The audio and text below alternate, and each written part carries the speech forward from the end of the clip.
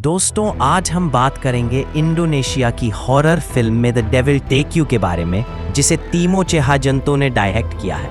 ये film black magic, शैतानी सौदे और फैमिली हॉरर से भरी हुई है। तो बिना वक्त गवाए चलिए शुरू करते हैं इसकी पूरी कहानी। फिल्म की शुरुआत होती है लेस्माना नाम के आदमी से। वह अपनी जिंदगी में पैसों और शोहरत का भूखा है।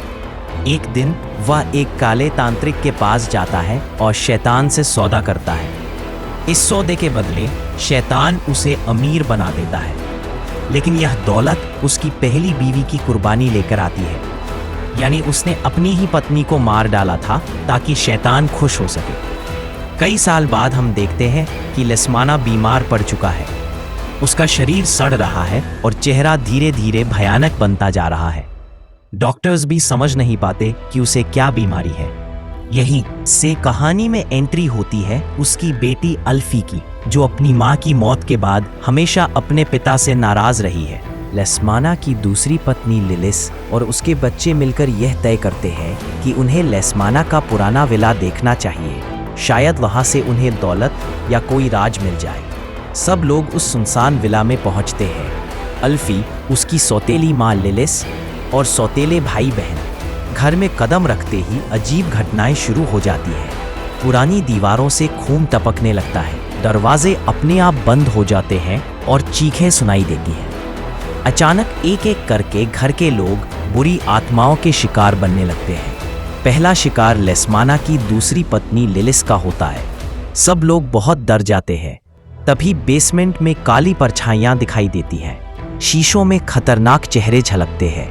एक सौतेली बहन को अलमारी से बाहर आती भूतनी खींच लेती है। धीरे धीरे सबको समझ आता है कि यह घर शैतानी शक्तियों से भरा हुआ है। अल्फी को घर के अंदर एक पुरानी डायरी मिलती है। उसमें लिखा होता है कि उसके पिता लेस्माना ने ब्लैक मैजिक का सौदा किया था और अपनी पत्नी को बलि चढ़ाया था।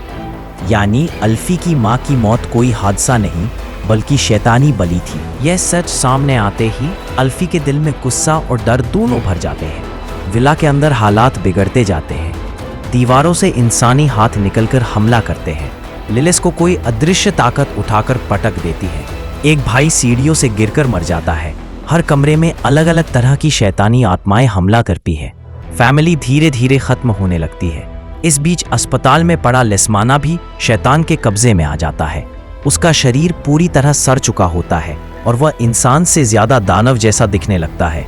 उसकी आत्मा भी उसी विला में पहुंच जाती है और अब वह अपनी ही बेटी अल्फी को मारना चाहता है। अल्फी हार नहीं मानती। वह अपनी मां की आत्मा को महसूस करती है, जो उसे ताकत देती है। वह शैतानी किताब और तंत्र मंत्र की मदद से घर में मौजूद दुष्ट आत्माओं का सामना करती है। भूतनी, छायाएं और यहाँ तक कि अपने पिता के दानवी रूप से भी वह भिड़ती है। अंत में अल्फी को समझ आता है कि शैतान को हराने का तरीका है उसके सौदे को तोड़ना। वह खून से बने सर्कल को नष्ट कर देती है, शैतानी अनुष्ठान की चीजों को जलाकर राख कर देती है। इससे घर के अंदर मौजूद काली शक्तियां चीखते हुए मिट जाती हैं। लेकिन इस लड़ाई में उसके कई सौतेले भाई बहन मारे जाते हैं और अस की छोटी ही बहन बच पाती है। फिल्म के अंत में अल्फी थकी हारी घर से बाहर निकलती है।